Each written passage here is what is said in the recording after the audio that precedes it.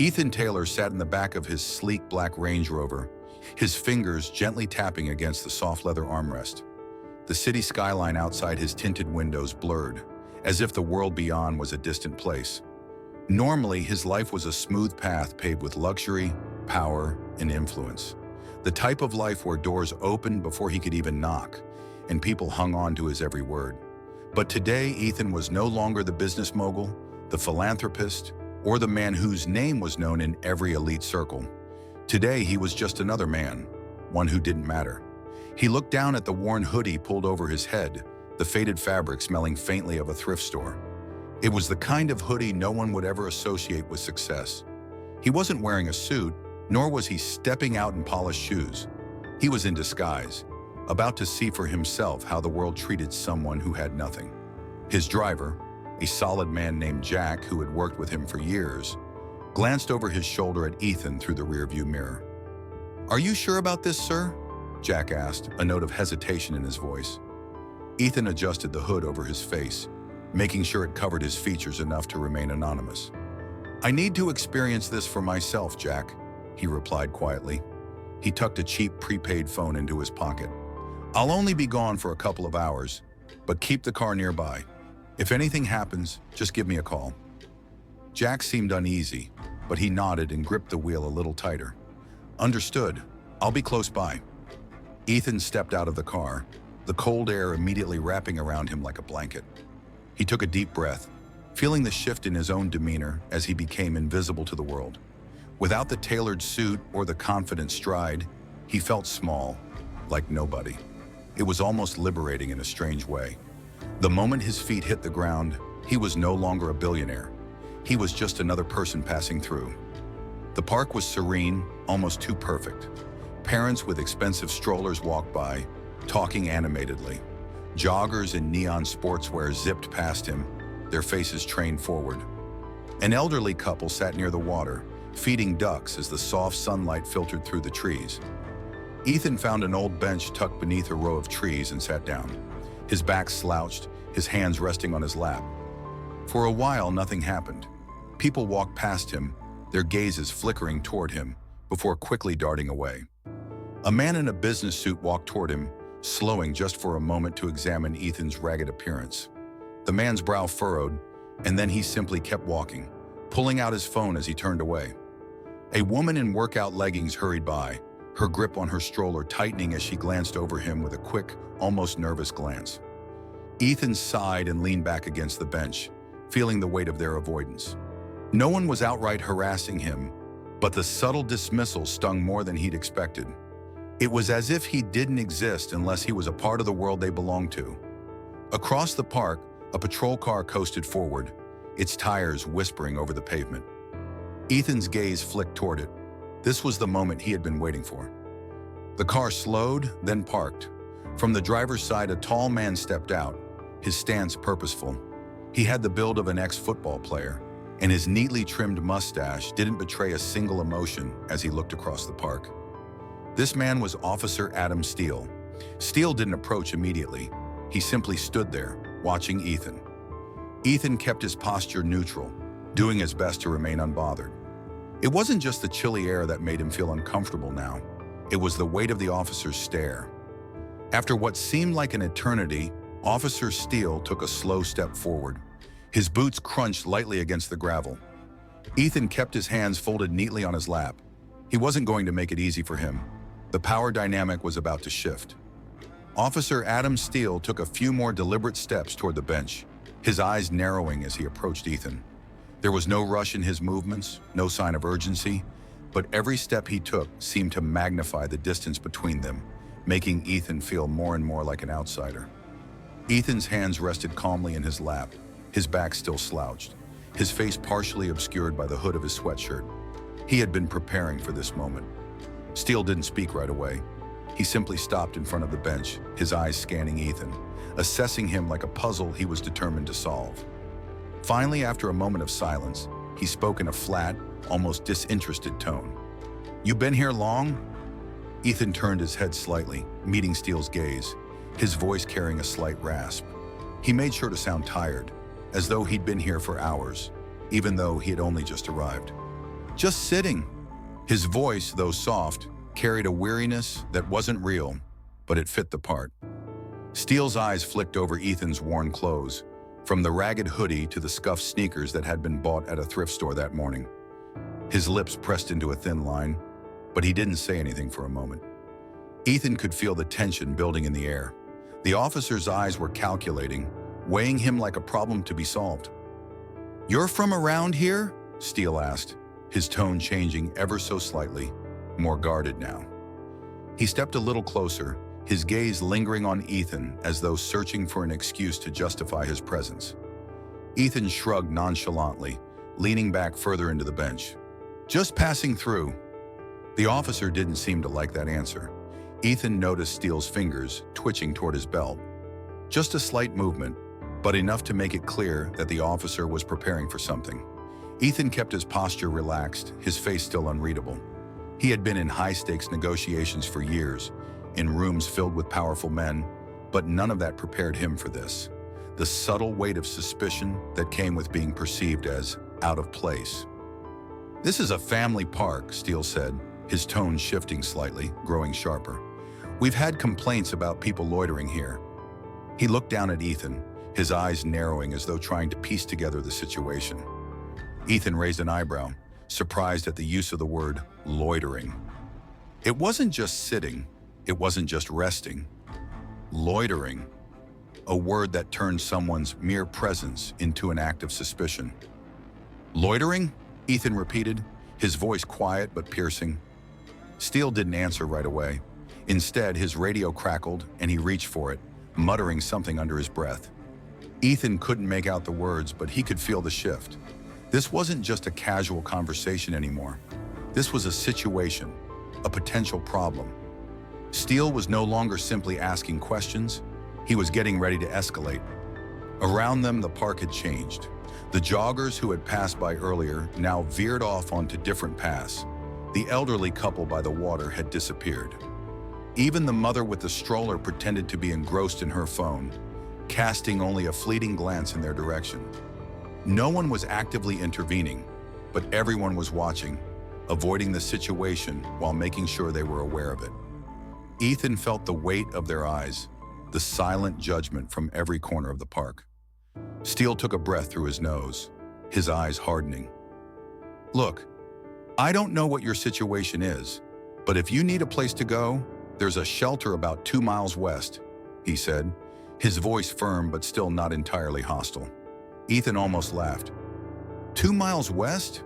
He owned a high-rise building only 3 blocks away, a stark contrast to the shelter the officer had suggested.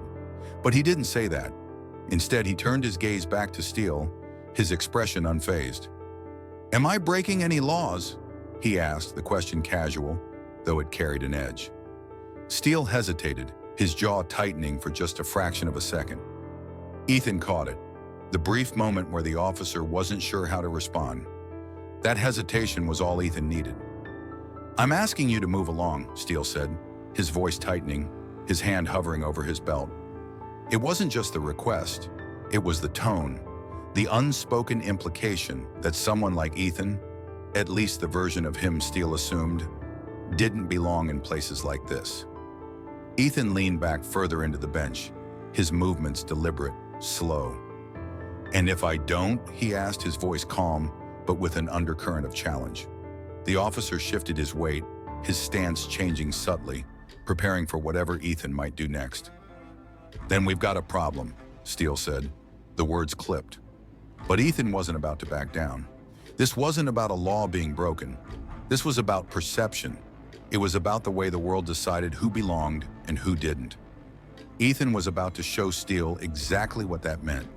The air between them felt like it was stretching, the tension palpable, as if a rubber band was pulled tight, ready to snap. Ethan could feel his pulse slowing, steadying himself for what was coming next. He had faced tough negotiators, media hounds, and even ruthless investors in his time. But this was different. This wasn't a battle for contracts or deals. It was a battle for dignity. The officer's gaze stayed locked on him, piercing, unyielding. Ethan could see the shift in Steele's posture. as if the officer had mentally prepared himself for some form of confrontation. The more Ethan remained still, the more Steele seemed to close in, both mentally and physically. But Ethan was resolved.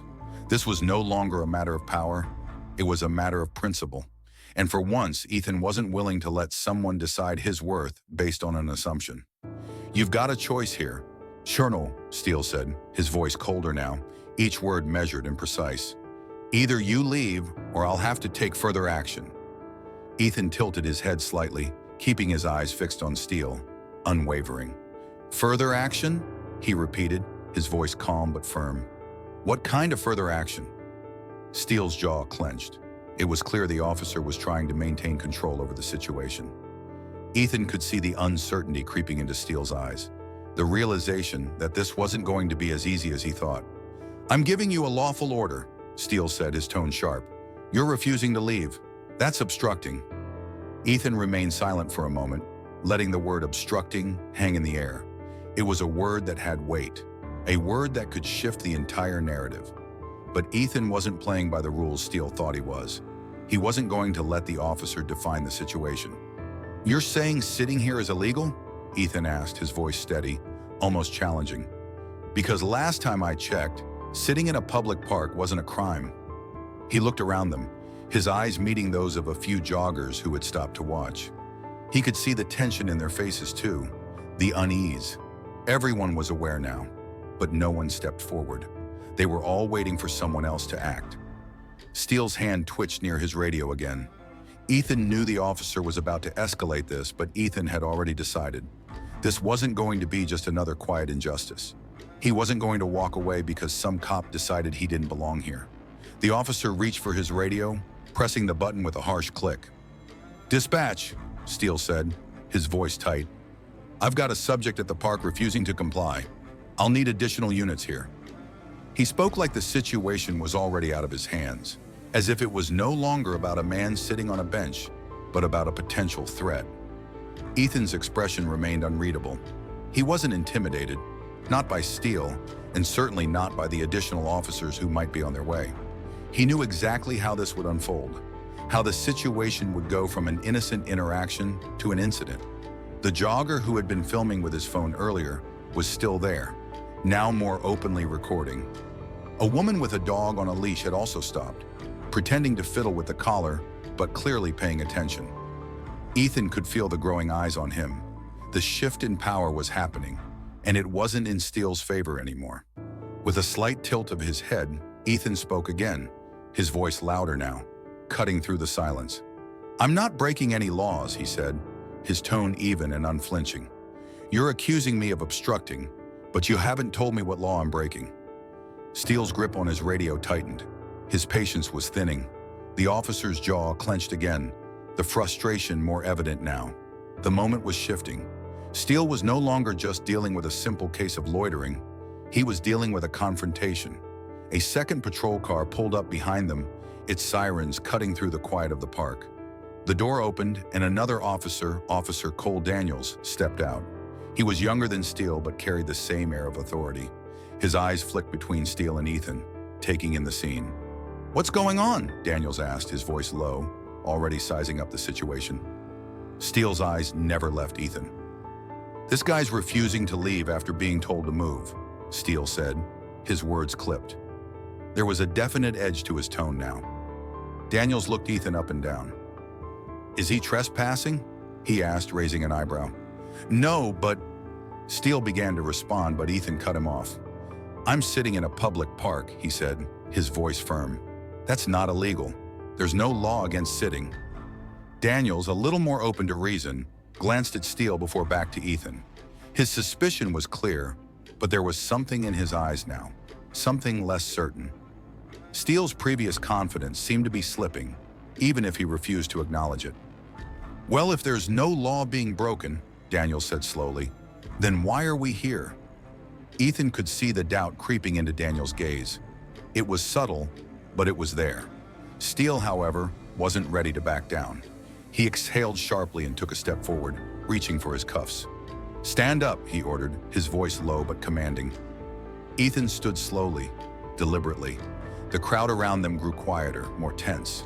They were all witnesses now. Steele's hand hovered near the cuffs, but Ethan was still calm. "Are you really going to cuff me for sitting on a bench?" Ethan asked, his voice laced with quiet authority. The moment was hanging in the balance. Would this escalate into something much worse? The tension in the air was thick, almost suffocating, as Ethan stood, facing Steele and Daniels. The surrounding crowd had grown larger, their eyes fixed on the scene unfolding before them. No one was intervening, but the weight of their collective gaze made the situation feel more intense than it should have been. Ethan could feel the small shift in the atmosphere. He was no longer just an ordinary man in the park.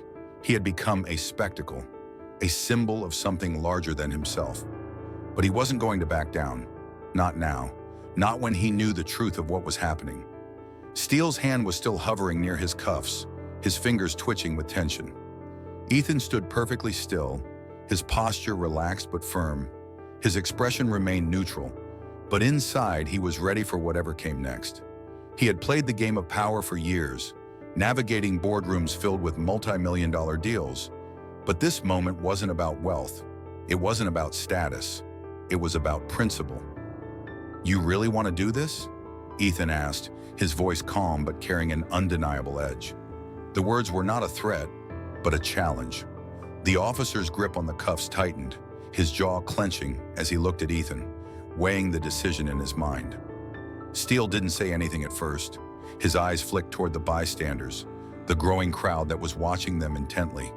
The officer was starting to realize that this wasn't just an ordinary situation. It wasn't a simple matter of a man sitting in a park. It was a public confrontation, and the longer it dragged on, the more the public was involved. Ethan took a step forward, closing the distance between them. "You're about to arrest me for sitting," he said, his voice low but steady, "for doing absolutely nothing wrong." Steele flinched slightly at Ethan's words, but he still didn't move his hand away from his belt. The officer's face reddened, and Ethan could see the embarrassment creeping in. But Steele wasn't going to back down that easily. "Just follow orders, and this doesn't have to go any further," Steele said, his voice sharp. There was an underlying frustration in his words, the growing awareness that he wasn't in control of the situation anymore. But he was trying to salvage his authority, and Ethan wasn't going to let that happen. Another officer, Daniels, seemed to hesitate for a moment. Ethan could see the doubt in the younger officer's eyes. The situation had escalated too far for comfort. It was clear that Daniels wasn't entirely convinced that Ethan was a threat. He wasn't sure how to handle this, and Ethan wasn't going to make it easy for him either. "Do you really think this is how you should be handling this?" Ethan asked Daniels, his voice calm but piercing. "What happened to due process? What happened to treating people with respect, no matter who they are?" Daniels opened his mouth, but before he could respond, Steele cut him off. "He's not cooperating, and that's all that matters right now. We're not going to stand here and argue with him." Steele's tone was more defensive now, almost like he was trying to convince himself as much as he was trying to convince Daniels. Ethan raised an eyebrow, feeling the situation tilt further in his favor. He could sense Steele's growing frustration, the officer's grasp on control slipping further away. "You've made your mind up," Ethan said softly. "You decided who I was the moment you saw me, and now you want to punish me for not fitting your narrative." Steele's face flushed red at the comment. His eyes narrowed and his mouth tightened. Ethan could see the raw emotion in the officer's face. Anger, embarrassment, maybe even a little bit of shame. But it wasn't enough to make Steele back down. Not yet. Ethan glanced around at the bystanders, making sure to catch the eyes of a few who had been recording the entire exchange. He could see the phone screens raised, capturing every moment of the confrontation. The crowd was silent now, but their presence was felt in the heavy air. "Here's the thing, officer," Ethan continued, his voice calm but full of purpose. "If I were wearing a suit, would you still be treating me like this?" The question hung in the air, thick and suffocating. "If I were someone else, someone who looked like they belonged here, would you still be trying to arrest me for sitting on a bench?" Steele's jaw tightened, his eyes flickering with hesitation. For a brief moment, the officer faltered. It was almost imperceptible, but Ethan saw it. The shift. The moment where Steele realized just how far he had pushed this situation and how wrong it had all been. Daniel shifted his weight, looking back at Steele, but there was a different look in his eyes now. The uncertainty was growing. Steele's grip on the cuffs loosened ever so slightly, his eyes darting to the growing crowd. The pressure was mounting, and Steele knew it. This was no longer just about a man on a bench. This was a test of authority, of who had the power in this situation. Ethan saw his opportunity. He took a step back, his gaze unwavering. "If I were a different person, would you have called backup?" he asked, his voice steady but cutting through the air like a blade. Steele didn't answer. His lips parted slightly, but no words came out. There was nothing he could say. Ethan nodded slowly. "Exactly." The crowd around them shifted, a murmur rippling through the onlookers. Some exchanged glances, others shifted uncomfortably, but no one intervened. They were all witnesses now. Steele and Daniels stood frozen, caught in a moment they hadn't expected. A moment where the power dynamic shifted entirely. Ethan turned his gaze back to Steele one last time, his voice soft but carrying the weight of everything that had led up to this moment. "You had a chance to do better. You didn't take it." Without another word, Ethan stepped away, leaving the officers standing there, their authority reduced to nothing but empty uniforms. The crowd parted for him, their eyes following him as he walked away, the whispers and recordings trailing behind him. Ethan didn't look back. He knew he had made his point. Ethan walked away from the park, his footsteps slow and deliberate. The crowd remained behind, their whispered conversations growing louder with each step he took. The tension in the air hadn't completely dissipated, but it was clear that the narrative had shifted. The officers, Steele and Daniels, stood frozen, their authority stripped away, their actions now open for judgment. Ethan didn't look back. He didn't need to. He had already made his point. As he reached the park's edge, he pulled out his phone, the weight of what had just happened still pressing down on him. He had been treated like an outsider, judged solely by his appearance. But now the story had changed. It wasn't just about him. It was about everyone who had ever been judged unfairly, everyone who had been labeled as out of place because of their clothes, their background, or the assumptions others had made about them.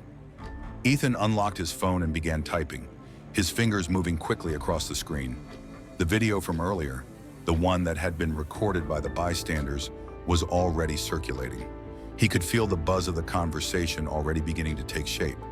He wasn't just going to let this moment slip away. This was bigger than him. It was about challenging the way society viewed people. It was about forcing others to confront their own biases. He quickly posted the video with a short caption, "I conducted a social experiment today. I sat on a bench in a public park. I didn't ask for anything. I didn't cause a scene. I just sat there. And within minutes, I was confronted by law enforcement, treated like a criminal, and threatened with arrest. Why? Because I didn't look like I belonged. The only thing that changed their approach was my name." He hit post and let the message fly into the world. As soon as the post went live, his phone began buzzing uncontrollably. The comments flooded in, some in outrage, others in defense of the officers, but all engaged in a conversation that he knew had to happen. This was the beginning of something bigger. The video was being shared at an astonishing rate. News outlets were picking it up, people were talking, and it was clear that the conversation was far from over. By the time Ethan reached his penthouse, his phone was practically vibrating in his pocket. He took a deep breath as he unlocked the door and stepped inside. Jack was waiting for him, arms crossed, a concerned look on his face. "You okay?" Jack asked, his voice laced with worry. Ethan smiled faintly, exhaustion heavy in his eyes. "I'm fine." Jack shook his head. "They didn't know who they were messing with, did they?" Ethan let out a tired laugh. "That's the problem, Jack. It shouldn't have mattered who I was." Jack didn't argue. He just nodded, understanding the weight of Ethan's words. The next morning, the story was everywhere. News outlets, social media, online debates. It was all anyone was talking about. Some defended the officers, some tore them apart. But the bigger question was clear. Why does respect only come with wealth and status? The police department released a weak statement, one that tried to justify their actions, but only made things worse. Ethan wasn't interested in their apologies. He wanted change. He wanted to challenge the system that allowed people to be treated differently based on the way they looked, or the money they had in their pockets. He knew the video wouldn't change everything. It wouldn't fix the systemic issues overnight, but if it made one person stop and think before making assumptions, then it was worth it. Ethan glanced at his phone one last time. More comments, more conversations, more awareness. This was just the beginning, and next time, it might not be a billionaire sitting on that bench. It might be someone who couldn't walk away. As he looked out at the city skyline from his penthouse window, Ethan knew this was far from over. Change, he thought, starts with awareness.